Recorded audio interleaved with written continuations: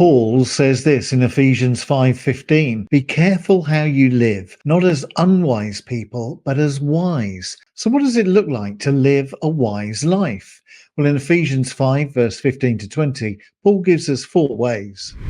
Firstly, live life as a gift from God. Life is a gift. In Ephesians 5:16, Paul says, make the most of the time. Now, isn't that an excellent motto to live by? That'd be a great thing to have written on your tombstone, wouldn't it? He made the most of his time. That is the life to which we're called, as Jesus says, life in all its fullness. And making the most of our time is the first step to living a wise life. If you look at a gravestone, you'll see the names of the person and the dates they lived. Joe Bloggs, 1910 to 1998 or something like that. And in between the 2 dates is a dash, 1910-1998. Have you ever considered what is represented by that little dash? Well, the dash represents a life that has been lived. The dates aren't particularly important. Joe Bloggs was born in 1910, but it could have been 1911 or 1909. It doesn't really matter. Joe Bloggs died in 1998, but it could have been 1999 or 1997. It doesn't matter. What matters is the dash between the dates, the dash that represents all that Joe Bloggs did in life. The relationships he formed, the work he undertook, the good things, the bad things in his life, all his joys, all his sorrows, the dash between the dates is what really counts. And one day, your life and my life will be represented in its entirety by a little dash between 2 dates on a tombstone. When that day comes, I wonder what your dash will represent. Will you have lived a life of discipleship and love for God, showing compassion to others? Will you have made the most of the time? Will you have lived wisely? Second, work hard to get to know God. In verse 17, Paul says, "Do not be foolish, but understand what the will of the Lord is." If life is a gift, then God is the gift giver, and he has given you the gift of life for a purpose. Well, what is that purpose? Well, that's for you to find out. And the wise life is hallmarked by the search for meaning. Now, wisdom is hard work. It isn't given to us on a plate. We need to work at it. And so we need to persevere in prayer and reading the scriptures and sitting silently waiting on God and taking a few risks as well in order to discern what God's will for our lives might be. Now, all of us have a destiny to be lived out. All of us have a place in the purposes of God, and the wise life is hallmarked by the search for that place in God's purposes. And what happens when we find it? Well, we shine like lights in the world as we've been destined by God to do. Each one of us has a destiny, a life of purpose to be lived out. Be wise. Seek out your destiny. Third, let your faith transform how you live. In verse 18, Paul says, "Do not get drunk with wine, for that is debauchery, but be filled with the Spirit." Now, as we know, when these New Testament letters were written, the writers were responding to particular problems that existed in the churches to which they wrote. So it seems that the church in Ephesus might have had a problem with people getting drunk too much. So the principle that we draw out from this passage is that if we are developing wisdom by treating life as a gift from God and discerning his purpose for our lives, then that will inevitably impact on how we behave. For these Christians in Ephesus, they needed to drink a little less, it seems. But for you and me, it might be that, or it might be something completely different.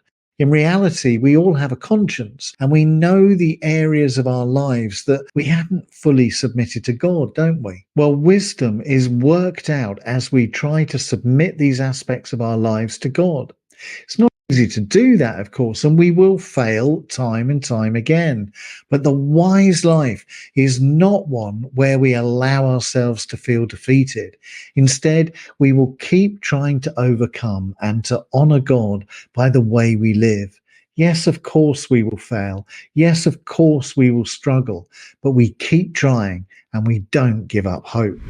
And finally, in the wise life, we commit ourselves fully to the church. In verse 19, Paul says, "Sing psalms and hymns and spiritual songs among yourselves, singing and making melody to the Lord in your hearts." Well, here is a call for us to participate regularly in corporate worship together. The pursuit of wisdom is not something that any one of us can do on our own. We need each other. We need each other's support, encouragement, and love if we are going to develop in living a wise life. Now, there are some people who say that you don't need to come to church to be a Christian. Well, actually, I disagree. I think absolutely, fundamentally, that weekly worship at least is essential for a healthy Christian life. Because unless we develop in fellowship with one another, our faith will weaken. There's a story told of two men who were sitting in front of an open fire one evening talking about matters of faith. And one of them said, "You don't need to go to church to be a Christian." And the other man didn't say a word. But after a minute or two, he leant forward and took the tongs by the fireplace, reached into the fire and took one of the burning red coals out of the fire and placed it on its own on the hearth. And the two men said nothing. They just sat and watched as this red coal sitting on its own outside of the fire transformed from a burning hot coal into a cold, dark coal. Sitting on its own, the fire and the heat soon went out of the coal. Neither man needed to say anything. The metaphor was obvious. If we don't come to church regularly and warm ourselves with the passion of fellowship with others, the fire and the heat of our faith will soon go out. Now, perhaps there's been a time in your life when you've stopped coming to church. You found it quite difficult to miss 1 week, and then you felt a bit guilty to miss the second week. But it got a bit easier, right? To miss church on week 3, and by weeks 4 and 5, you got out of the habit of coming to church, and it got harder to return than it was to stay away. During that period of absence, the flame of faith died down, and you grew colder in your love for God. The wise life is lived in Christian community because, quite simply, we need each other.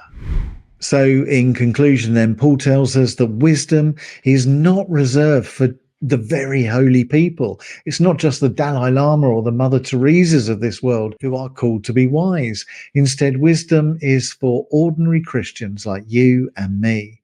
Paul says, be careful then how you live, not as unwise people, but as wise. And how do we live a wise life?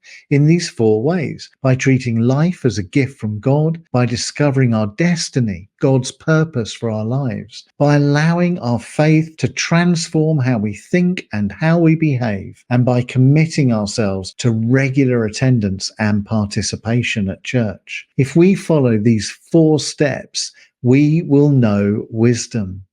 Jesus said, "I've come so that you may have life in all its fullness." So be wise. Choose life.